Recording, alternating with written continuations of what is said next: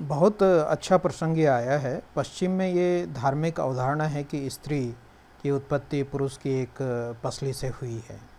उन्होंने स्त्री को महापाप भी कहा है, जबकि हमारे यहाँ अर्धनारीश्वर की अवधारणा है। ठीक ये बात कहा है। जाता है कि जहाँ स्त्री की पूजा होती है वहीं स्वर्ग है। मगर आज पश्चिम की अवधारणा को भारतीय कहकर प्रचारित किया जा रहा है। नए नए नायक रचे जा रहे हैं। स्त्री और दलितों के शोषण के संदर्भ में अनेक प्रकार के विमर्श रचे जा रहे हैं। दलित विमर्श में शंभू एक महानायक बनकर उभरता हुआ दिखाई दे रहा है। इसके प्रत्युत्तर में क्या कुछ ऐसा लिखा जा रहा है जो भारत की वास्तविक पहचान के रूप में अंतर्राष्ट्रीय पटल पर स्थापित हो रहा हो? वास्तव में इस तरह का लेखन, सकारात्मक लेखन तो प्रचुर मात्रा में भारतीय साहित्य में हो रहा है, पूर्व में भी हो चुका है। मेरा तो आग्रह केवल इतना रहता है कि हम कई बार अपने पुरखों के किए हुए काम को गिनाना शुरू कर दें, तो ही मुझे लगता है कि भारतीय ज्ञान परंपरा स्थापित हो जाएगी। हम लोगों ने दरअसल अपने पुरखे उन लोगों को मान लिया जो विदेश से आयातित विचार वाले थे, या विदेशों में ही चिंतन परंपरा स्थापित करने वाले लोगों को ही अपना पुरखा मान लिया। इसीलिए तो मजाक होता था कि चीन में बारिश होती या रूस में बारिश होती थी और भारत के लोग छाता खोल लेते थे। तो ये जो वैचारिक दुष्प्रभाव रहा उसके कारण हुआ। मुझे ऐसा लगता है कि आपने जो मूल बात कही कि दलित विमर्श के नाम पर कुछ नए नायक स्थापित किए गए, तो ये तो लगातार हम देख रहे हैं कि रक्ष संस्कृति, जो राक्षसों की संस्कृति थी, उसको अपनी परिवार परंपरा मान लिया गया कुछ लोगों के द्वारा, और फिर दुर्गा को गालियां देना, दुर्गा को देवी के रूप में स्थापित नहीं होने देना।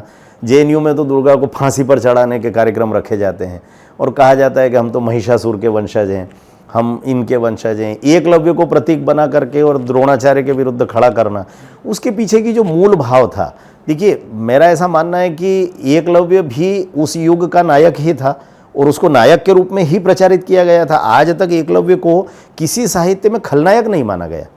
और वो नायक क्यों बना? वो दलित था इसलिए नायक नहीं बना, वो गुरु भक्त था इसलिए नायक बना। अपने गुरु की प्रतिमा बना करके किसी ज्ञान को ग्रहण करना, इस बात के लिए उसको नायक माना गया। तो आज आप ये कहें कि हम तो एकलव्य के वंशज हैं और इसलिए द्रोणाचार्य के रूप में सवर्ण समाज हमारा शत्रु है, तो ये तो आधा अधूरा चिंतन हो गया। उसी सवर्ण समाज के गुरु को अंततः इन्होंने गुरु माना था। और आज आप देखिए कि आप क्षत्रिय के नाम पर जिसको गालियां देते हैं, उस क्षत्रिय कुल के सर्वोच्च नायक तो प्रभु राम है। लेकिन इन प्रभु राम को जन जन तक पहुंचाने का काम कौन कर रहा है? पहली राम कथा किसने लिखी है और कब लिखी है? राम के युग में वाल्मीकि लिख रहे हैं। तो अगर वाल्मीकि राम को जन जन तक पहुंचा रहे हैं, तो मुझे तो लगता है कि दलित विमर्श वालों को सबसे पहले इस बात को स्थापित करना चाहिए कि राम तो दरअसल हमारे हैं, हमारे वाल्मीकि हैं जो राम को जन जन तक लेकर के गए। राम हमारे शत्रु हो कैसे सकते हैं? अगर राम दलित समाज के शत्रु थे तो आप शबरी, केवट, जटायु, इन सब के उदाहरण भी भूल जाएं। तो वाल्मीकि तो सीता को अपने आश्रम में लेकर के आ रहे हैं। राम के दोनों पुत्रों का जन्म वाल्मीकि के आश्रम में हो रहा है। यदि अगर उस युग में इस प्रकार का कोई विभेद होता, आप ये तो स्वीकारते हैं कि वाल्मीकि हमारे पूर्वज हैं, वाल्मीकि हमारे पुरख हैं, लेकिन राम हमारे दुश्मन हैं, तो कैसे काम चलेगा? आप राम के चित्रों पर जूता मारते हो, राम के चरित्र पर कोई असर नहीं होना है। राम तो जितने आदर्श थे उतने ही आदर्श रहने वाले हैं। लेकिन आप एक प्रकार से अपने चरित्र पर जूता मार रहे हैं, राम को जूते मार करके। आप वाल्मीकि की आत्मा को कष्ट दे रहे हैं, आप वाल्मीकि के झूठे मानने वाले हैं। मैं कई बार इस बात को कहता हूं, पूज्य बाबा साहब अम्बेडकर ये भारतीय प्रतिभा का प्रतीक है। संपूर्ण विश्व में बाबा साहब अम्बेडकर की जो छवि लेकर के हमको जाना चाहिए था, मुझे तो लगता है कि वो दूसरे विवेकानंद हैं भारत के। विवेकानंद को लेकर के हम जितने गर्व की अनुभूति करते हैं, उतने बाबा साहब के को लेकर के करते हैं।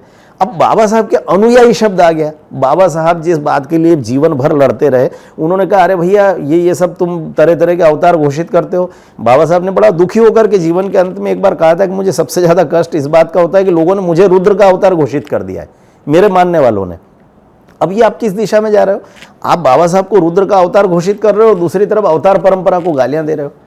तो प्रश्न ये कि कुल मिलाकर के आपका चिंतन आधा अधूरा है। इस चिंतन को आपको पूरा करना पड़ेगा।